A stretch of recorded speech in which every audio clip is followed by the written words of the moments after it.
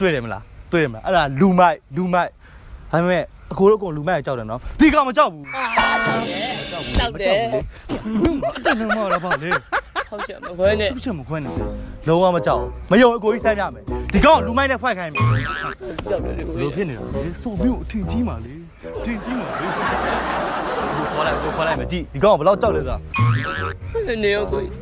ဆောက်ချက်မခွန်းနဲ့အတန်မလာပါလေ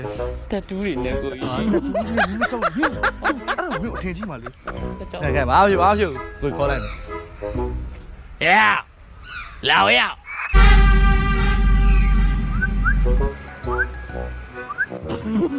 ဟဲ့အောင်မင်းတို့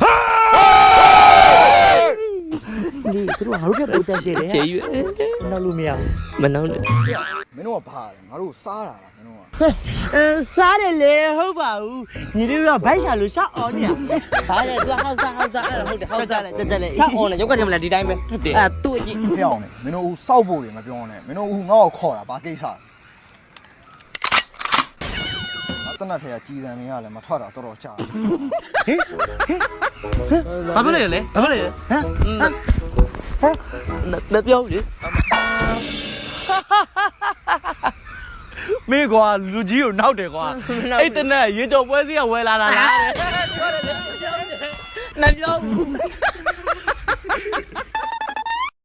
အဲ့လိုပြောတာဟမ်ဟာမင်းလိုတော့မပြောသင့်ဘူးလေကွာ ဘာလို့လဲ ကိုယ်စားတယ်ဗျာအယုတ်တွေကိုမုန်းနဲ့လဲစားလိုက်မယ် အခုမှပါလိုက်ပြန်ပြောတယ်